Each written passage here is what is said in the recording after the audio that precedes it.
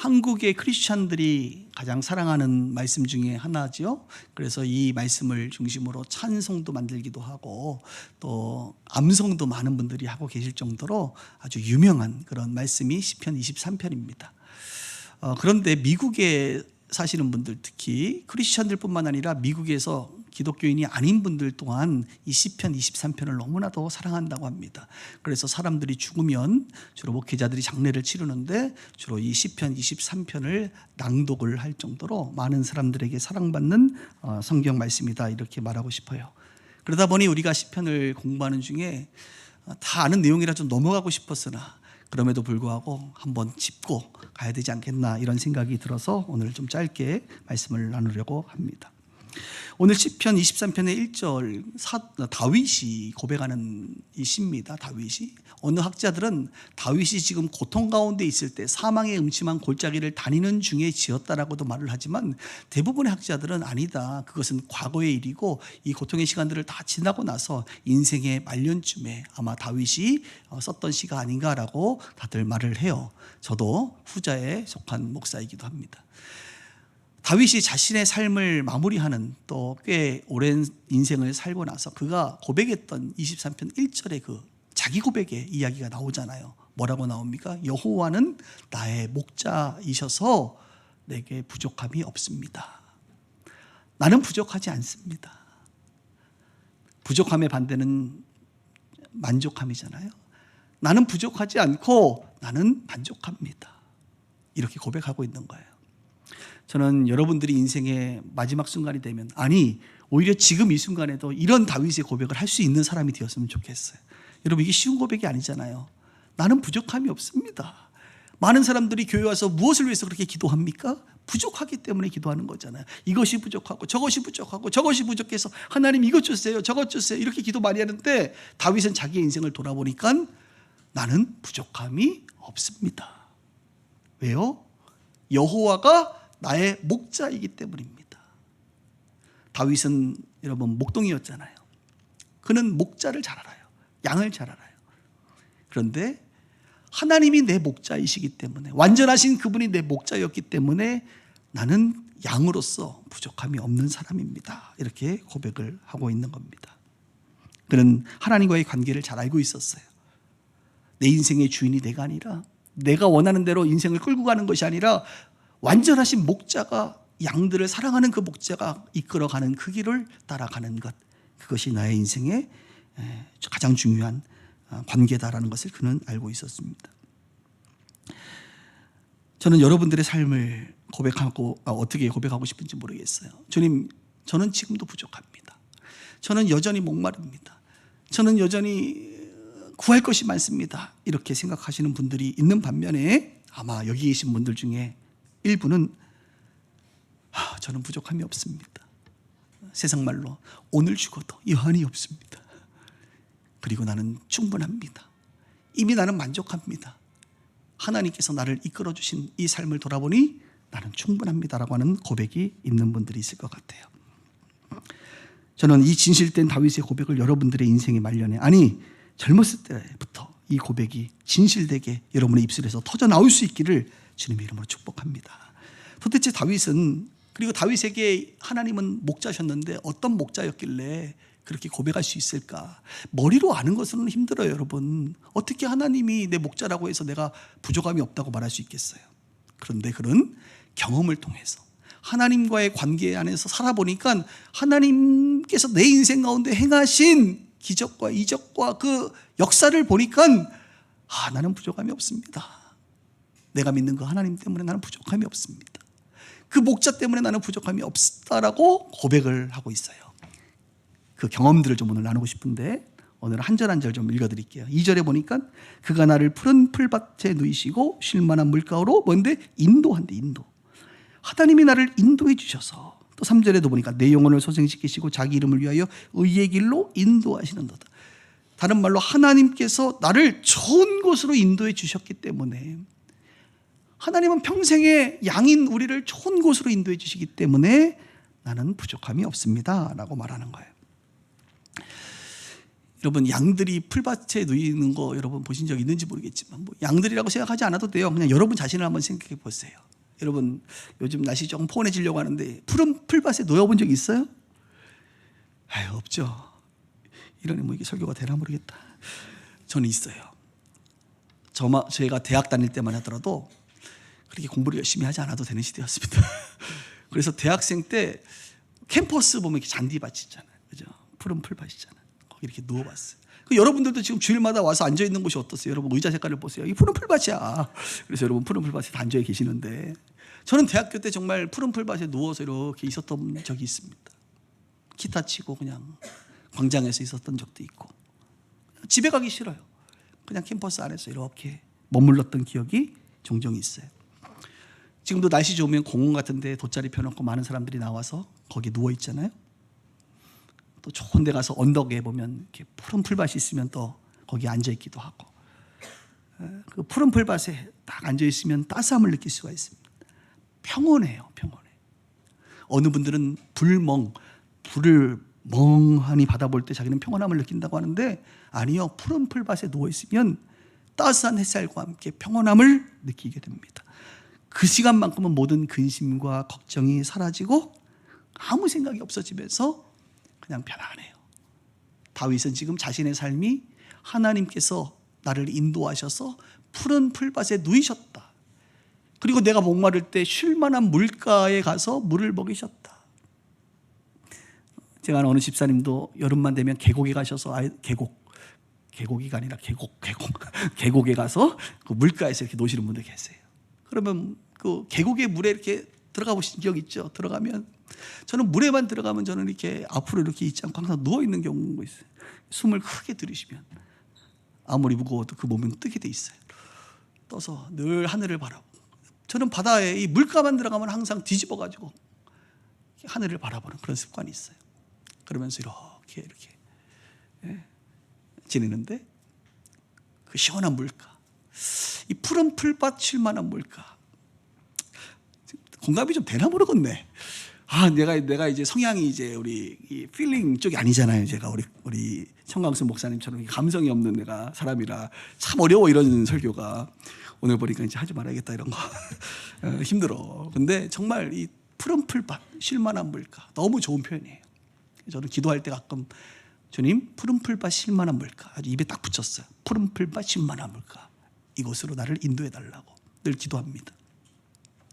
다윗은 하나님께서 그의 영혼을 다시 회복시키시고 구원하시고 하나님을 위하여 하나님의 영광을 위하여 의의 길로 인도하신다.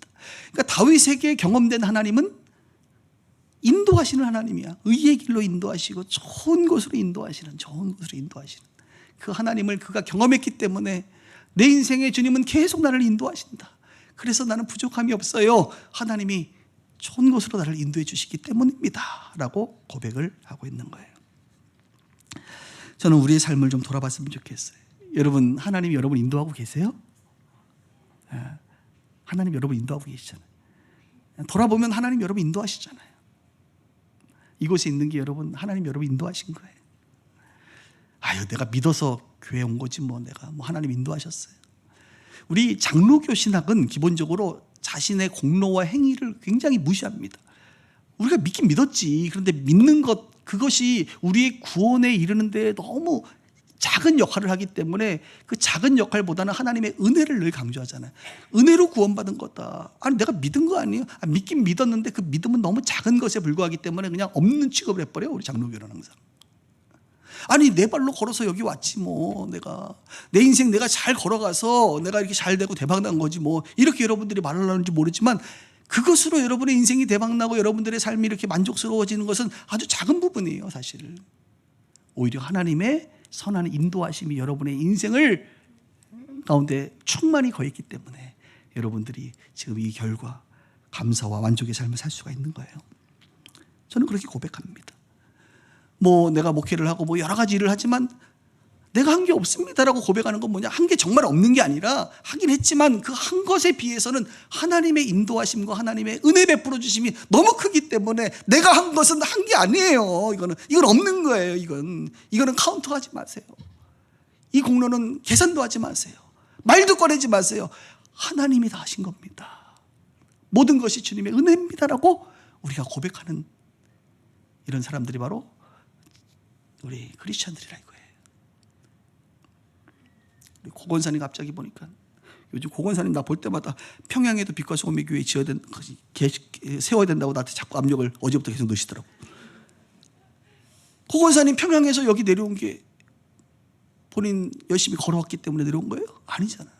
하나님의 인도하심, 하나님의 구원하심, 하나님의 섭리가 있어서 이곳에서 하실 일이 있기 때문에 인도하신 줄 믿습니다. 맞죠? 맞죠? 물론 내가 걸었지요. 내가 강을 건넜지요. 그러나 그것은 아무것도 아니라는 거예요. 하긴 했지만 너무 작은 일에 불과하다는 거예요. 오히려 하나님이 보호해 주시고 인도해 주신 것이 너무 크기 때문에 다 주님이 하신 겁니다 라고 우리가 고백을 하는 사람들이라 이겁니다. 오늘 이곳에 물론 어떤 분들은 목사님 저는 원수들에게 쫓겨다니고 있어요. 다윗처럼 나는 배고프고 외롭고 위협의 순간들을 맞이하고 있습니다. 어떻게 내가 부족하지 않다고 말할 수가 있겠습니까? 라고 반문하고 싶을 거예요. 여러분, 그런데 시간이 지나서 한번 돌아보세요. 그러면 오늘 다윗이 고백한 것처럼 그 순간도 지나고 인도하신 주님, 나는 부족함이 없었습니다라고 하는 고백이 분명히 여러분의 입술에서 고백될 것이라고 저는 믿습니다.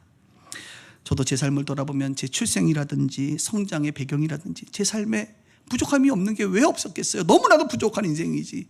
정말 부족하고 부족한 인생이죠. 근데 지금 돌이켜보면 저는 부족함이 없었어요. 왠 줄 아세요? 그 상황과 현실보다 크시고 나를 인도하시는 좋으신 목자가 나를 이곳까지 인도하신 것을 내가 알거든요. 그래서 그 상황과 현실이 아닌 더 좋은 것, 그 하나님 때문에 저는 제가 요즘에 좀 부족함이 없는 사람입니다. 옛날부터 그런 생각을 했어요. 하나님이면 충분하구나. 하나님이면 정말 만족스럽구나. 다른 것 있으면 더 좋겠지만 없어도 괜찮다. 나 부족하지 않다. 나는 주님만으로 충분하다. 풍부에 거하든 비천에 거하든 나는 만족한다. 나는 앞으로도, 여러분 저 앞으로도 부족함이 없을 것 같아요. 목회가 안 돼도요? 그럼요. 네? 주님이 내 목자인 걸 알고 지금까지 인도하신 그 경험을 비춰봤을 때 앞으로도 주님이 나를 인도하실 것을 저는 믿거든요. 믿는 정도가 아니라 너무 확신하거든요. 그래서 저 부족하지 않을 것 같거든요. 오늘 이 고백이 다윗과 우리 모두의 고백이 되기를 바라는 것입니다. 아마 지금 어느 분도 일어나서 고백하고 싶을 거예요. 목사님 저도요. 저도 부족함이 없어요. 이런 분들 있죠. 한번 발가락 한번 움직여 보세요. 네, 이렇게. 자, 4절을 볼까요? 4절. 왜 우리 부족함이 없느냐면 4절에도 보니까 내가 사망의 음침한 골짜기를 다닐지라도, 사망의 음침한 골짜기 다니면 얼마나 무섭습니까, 여러분? 근데 해가 두렵지 않대. 해로움이 두렵지 않대. 왜? 주님이 나와 함께 하시기 때문에. 주님이 나와 함께 하시면서 그분이 지팡이와 막대기로 나를 안위하시니까. 이 안위한다는 것은 위로한다, 보호한다 이런 의미를 가지고 있어요. 그래서 이제 그 목자들을 보면 지팡이하고 막대기 2개 들고 다니는 사람 봤어요, 여러분? 저는 거의 못 본 것 같아. 거의 하나 들고 다닙니다. 그럼 여러분 질문, 지팡이와 막대기 둘 중에 하나만 갖고 다니라면 뭐 갖고 다니실래요? 막대기 갖고 다니실래요? 지팡이 갖고 다니실래요? 저는 막대기 같이 큰 지팡이를 들고 다닐 것 같아요. 그래서 성화 같은 거 보면 목자들이나 뭐 예수님이 막대기 아니고 사실은 지팡이 큰 거 하나 갖고 다니세요. 보세요, 한번 찾아보세요. 네이버에서 이렇게 성화, 예수님 성화 그러면 다 막대기 들고 있어. 근데 원래 지팡이의 기능이 있습니다. 지팡이는 양들을 위한 것이에요. 양들이 잘못된 길로 가면 이렇게 툭툭 치고, 그죠? 양들을 훈계하고, 지도하고, 심지어는 징계도 하고.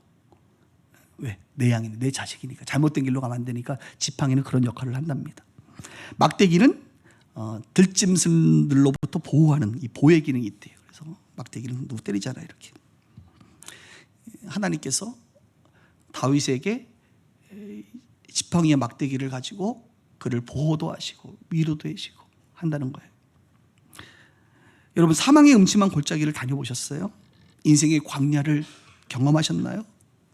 다 경험하셨죠. 그리고 누군가는 지금도 광야를 걷고 계시는 분이 있으리라고 봅니다. 그때 두렵잖아요, 우리가.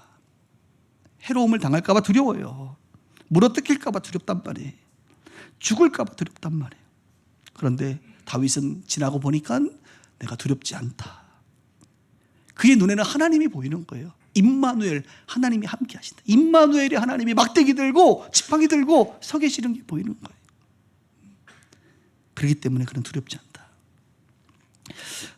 예수님 성화 중에 양떼를 몰고 가시는 예수님이라는 성화가 있어요. 이렇게 보시면 여러분, 예수님이 이렇게 양떼들이 예수님을 따라가고, 예수님이 왼손에는 뭘 이렇게 안고 계시냐면 양 한 마리를 이렇게 안고 계시고, 오른쪽에는 지팡이 하나 이렇게 들고 가는 성화 보신 적 있으시죠? 저는 그 성화 볼 때마다 시편 23편이 떠오르면서 그 양이 어떤 양일까? 거기에는 장창형 양이다, 나다, 이런 생각이 들어요. 예수님 품에 안긴 양, 되게 부럽더라고. 근데 예수님이 어떤 양을 품고 계실까? 스스로 걷지 못하는 힘들고 연약한 양을 아마 품에 안았을 것 같아. 그리고 지팡이를 들고 다들 이렇게 양들이 예수님을 따라가는 그런 성화의 모습이 있거든요. 저는 그 모습을 볼 때마다 예수님 품에 안긴 저 양이 누구다? 나다. 아픈 손가락, 그죠? 아픈 손가락.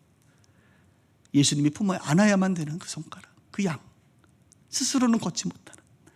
저는 그 양이 저 같고 아마 그 양이 여러분이 아닌가 이런 생각이 들어요. 그래서 여러분, 우리 예수님 그러잖아요. 나의 안에 거하라. 나의 안에 거하라. 그러니까 예수님의 품 안에 거하시는 게 중요해요, 여러분.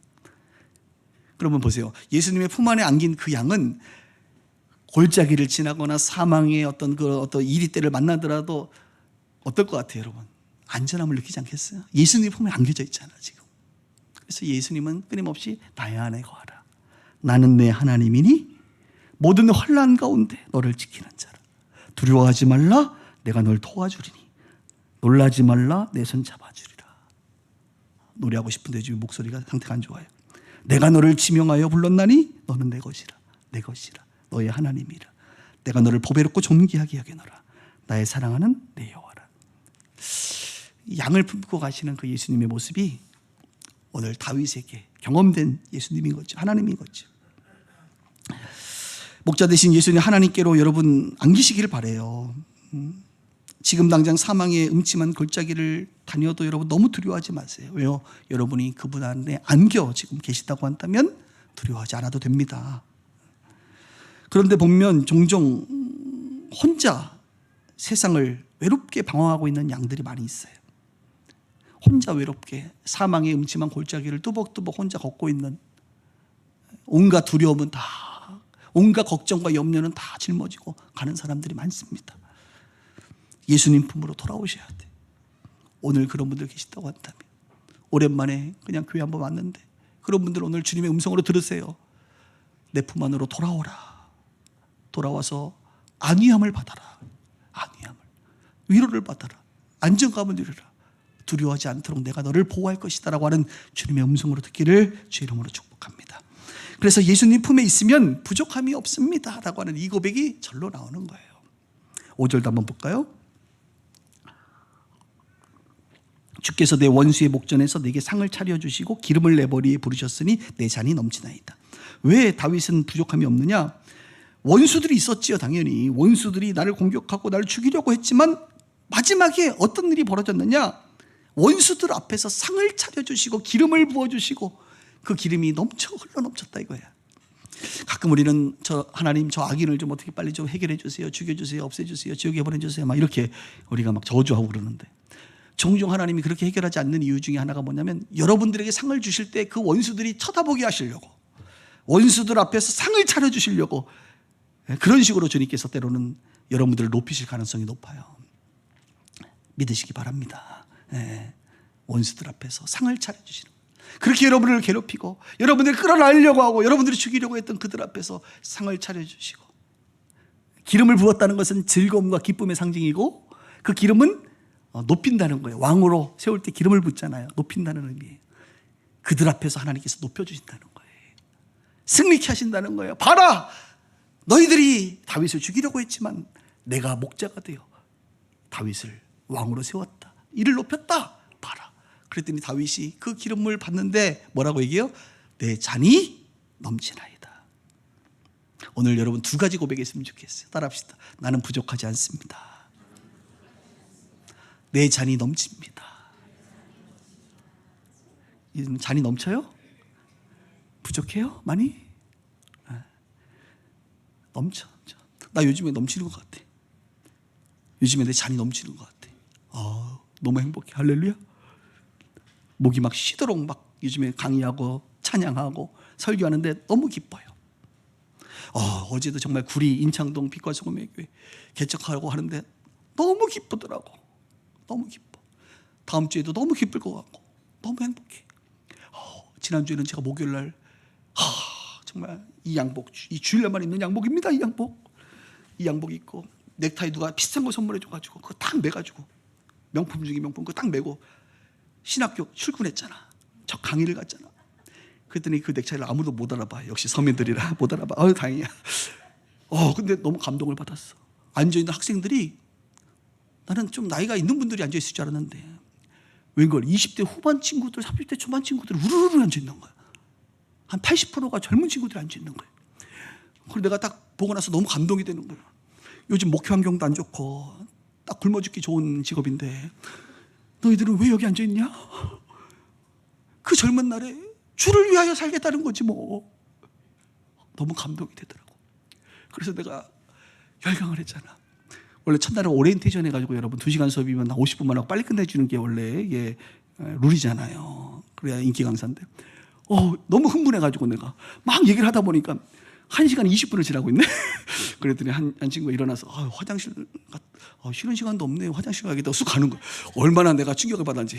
내가 오바했구나. 그래서 그 친구가 나가면서 자 그만 끝. 바로 그냥 끝냈지 제가. 너무 기쁘더라고. 지금도 이렇게 아골골짝 빈들에도 주만 바라보고 가겠다는 신학생들이 있다는 게 감사하더라고요. 여러분 지금 한국교회 위기는요 또 하나의 위기가 있어요. 뭐냐? 신학교가 다 미달인 거 아세요 여러분? 모르셨죠? 신학교 다 미달이에요. 한국에 지금 모든 신학교가 다 미달입니다. 학부는 엄청난 미달이고, 그래서 대학 못 가는 친구들은 그냥 신학교 보내면 다 들어가요. 다 미달이니까. 신학대학원은요 예전에 뭐 장신대, 총신대 이런 데는 막 3대 4대 1이 됐어요. 다 미달이야 지금. 살짝 걱정도 돼. 인재들이 별로 없구나. 그냥 아무나 다 들어오는구나. 이 염려가 있는 반면에 이제 목회자가 없는 거예요. 여러분 지금 목회자 너무 많다고 지금 불평이 많지요. 우리 같은 사람들 시대를 잘못하고 태어나가지고 이 목회자들이 너무 많은 시대 가운데 지금 목회하고 있는데, 그래서 혹시 성령 충만한 우리 자녀들이 있으면 그냥 신학교 보내세요 여러분. 나중에 한 30년 후에 다 여기 옆에 있는 우리 갈매동에 있는 건물들 있잖아요. 다 여러분 자식들 거 됩니다. 다 담임 될 수 있어요. 내가 보니까 그럴 것 같아. 세상이 완전히 지금 이 신학교에 지금 다 미달이야. 위기야 위기. 그런데 그 신학생들이 앉아있는 거 보니까 내가 너무 기쁘더라고. 너무 고맙더라고. 이들 좀 잘 키워봐야겠구나 이런 생각이 들더라고요. 그러고 나니까 얼마나 기쁜지, 잔이 넘치는구나 이런 생각이 저는 그냥 요즘에 들어요. 그렇게 좀 보이지 않아요? 기분 나빠지 마세요 여러분. 좀 저를 좀 축복해 주세요. 목사님 요즘에 행복한 것 같아. 다윗도 그렇게 살았고 저는 여러분들도 마찬가지라고 생각합니다. 여러분의 인생에 지금이 2023년이 행복으로 부르시는 그 주님 때문에 나 너무 행복해요. 내 잔이 넘칩니다 주님. 이런 고백이 일어날 수 있기를 주의 이름으로 축원합니다. 6절 하나 설명하고 이제 마칠 거예요. 6절. 내 평생에 선하심과 인자하심이 반드시 나를 따르리니 내가 여호와의 집에 영원히 살리로다. 또 히브리어 하나 배워야겠는데, 선하심이라는 단어는 터브라는 터브라는 것은 영어로 얘기하면 굿이라는 거예요. 굿. 그래서 창세기 하나님이 천지를 창조하시고 나서 보시기에 좋았더라 이렇게 말했죠. 좋았더라라는 단어가 선하심 같은 단어예요. 터브라는 단어예요. 유명한 단어입니다. 또 여기 보면 선하심과 그다음에 인자하심. 인자하심이라고 하는 단어는 여러분 다 아는 헤세드라는 단어예요. 헤세드. 헬라어로는 아가페라는 단어예요. 아가페. 사랑이죠, 사랑. 언약적인 사랑, 절대적인 사랑이라는 거예요. 그런데 다윗은 지금 뭐라고요? 내 평생에 보니까 토브와 헤세드, 하나님의 그 선하심은 다른 말로 은혜야, 은혜. 하나님의 은혜와 인자, 사랑, 하나님의 은혜와 사랑이 반드시 나를 뭐하더라? 따르더라. 따른다는 게 뭐냐면 추격한다는 거예요. 추격한다. 막 여러분들이 가면 그게 막 따라와. 줄 길게 달면 막 가면 막 줄줄 따라오잖아요. 하나님의 사랑과 은혜가 여러분들을 계속 따른다는 거예요. 다윗이 그걸 깨달아 버렸어. 인생을 살아보니까 목자 되신 하나님으로 말미암아 하나님의 은혜와 사랑이 나를 계속 따라다니는구나. 반드시 나를 따르는구나. 그래서 내가 여호와의 집에 거하겠구나. 영원한 그 복된 삶을 살겠구나라고 하는 고백으로 이 시를 마무리하고 있습니다. 사랑하는 여러분, 너무 두려워하지 마세요. 다윗도 경험하고 우리 모두가 경험하고 있습니다. 하나님의 은혜와 평강과 사랑이 여러분들을 계속 추격한단 말이에요. 저 바다 끝에 거한다고 해도 거기도 아마 주님의 사랑과 은혜가 따라갈 겁니다. 여러분들이 사망의 음침한 골짜기를 지나도 그곳에 하나님의 은혜와 사랑이 따라가고 있단 말이에요. 그러니까 부족함이 없는 거예요. 오늘 우리들도 다윗처럼 나는 부족함이 없어요 라고 고백할 수 있었으면 좋겠어요. 왜냐하면 하나님이 나의 목자이시기 때문에, 하나님이 나를 푸른 풀과 쉴만한 물가로 인도하시고 의의 길로 인도하실 것이기 때문에, 하나님이 나를 지팡이 위에 막대기로 보호하시고 위로해 주시기 때문에, 하나님이 내게 상을 차려주시고 기름도 부어주시니까 내 잔이 막 넘쳐나는 그런 일이 일어날 것이기 때문에, 하나님의 은혜와 사랑이 나를 평생 따라갈 것이기 때문에, 그래서 나도 다윗처럼 나는 부족함이 없습니다 이렇게 고백할 수 있을 거예요. 오늘 이미 그렇게 고백하고 사시는 분들은 평생의 이 고백이 여러분의 입술에서 사라지지 않기를 바라는 것입니다. 그리고 그런 고백이 아직은 부족하신 분들, 주님, 내가 이 오늘 다윗이 경험한 이 하나님의 은혜를 나도 경험하게 하셔서 나도 부족함이 없습니다라고 하는 이 만족, 자족의 삶을 살 수 있도록 은혜 베풀어 주옵소서라고 하는 기도가 있기를 주의 이름으로 축원합니다.